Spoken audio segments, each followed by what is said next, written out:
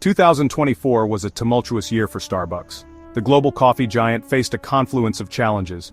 Declining sales, labor disputes, and leadership changes shook the company to its core. These issues tested the resilience of the Starbucks brand. They also raised questions about its future direction. This essay will delve into the key events and challenges that defined Starbucks 2024. We will also examine the strategies implemented to address these issues. Finally, we will look ahead to what 2025 may hold for the company. The year began with a sobering realization. The once unstoppable momentum of Starbucks was waning. Sales figures painted a bleak picture. Customer traffic was dwindling. The familiar warmth and comfort of the Starbucks experience seemed to be fading. This was not the Starbucks I poured my heart and soul into building. The challenges extended beyond the balance sheet. A wave of labor activism swept through Starbucks stores across the country. Baristas, the very heart of the Starbucks experience, voiced their concerns. They demanded better wages, improved working conditions, and a greater voice in the company. These were not unreasonable requests. They were cries for fairness and respect. Amidst these challenges, Starbucks also saw a change at the helm. Laxman Narasimhan took over as CEO, bringing with him hopes of a turnaround. However, his tenure was short-lived.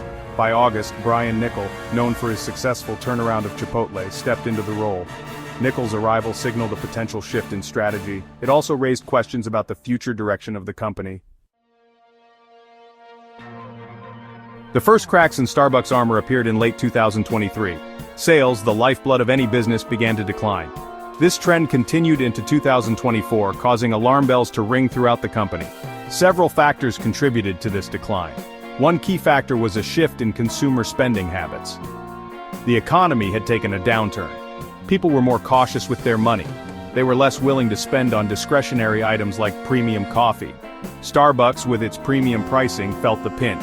Another factor was increased competition. New coffee shops, both independent and chain-owned, were popping up everywhere. They offered similar products at lower prices. This put pressure on Starbucks to justify its premium positioning.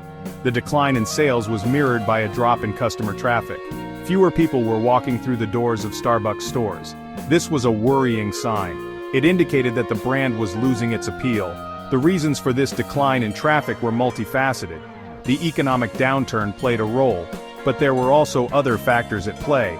These included increased competition, changing consumer preferences, and a growing perception that Starbucks was losing its way. Starbucks had built its success on more than just coffee. It had created a third place between home and work. It was a place where people could relax, socialize, and feel a sense of community. However, somewhere along the way, this image began to tarnish. Customers complained about declining service quality. They felt rushed, ignored, and unappreciated. The once warm and inviting atmosphere of Starbucks stores seemed to be fading. This shift in perception was a major blow to the brand. It eroded the emotional connection that Starbucks had worked so hard to build with its customers. The rise of mobile ordering, while intended to improve convenience, also contributed to this shift. Customers ordering through their phones often bypassed the traditional cafe experience. They didn't linger, chat with baristas, or soak in the atmosphere. This created a more transactional, less personal experience. It further eroded the sense of community that was once a hallmark of the Starbucks brand. Leadership in flux. It's a concept that, well, many organizations face at some point. Here it means adapting to changes, embracing new ideas, and sometimes making tough decisions.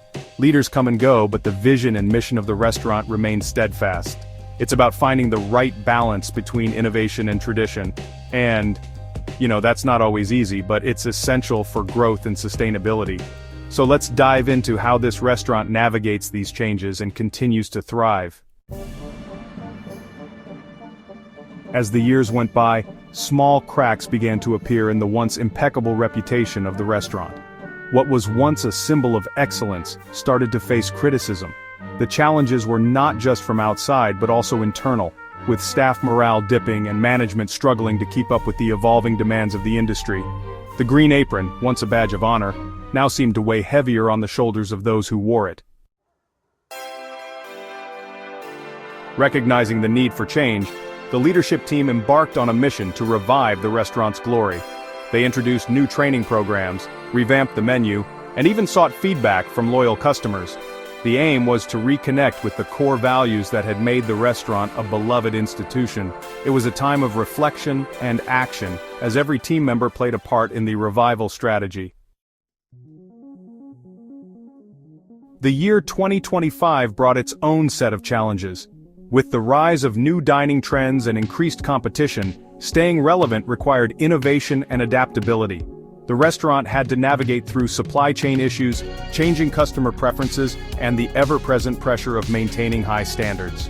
It was a delicate balance, but one that the team was determined to master. As the restaurant stood at a crossroads, the question of legacy became more pressing. Would it continue to evolve and thrive in the face of new challenges, or would it become a relic of the past? The decisions made in this period would define its future. The legacy of the Green Apron hung in the balance, with the hope that it would once again shine as a symbol of excellence and tradition.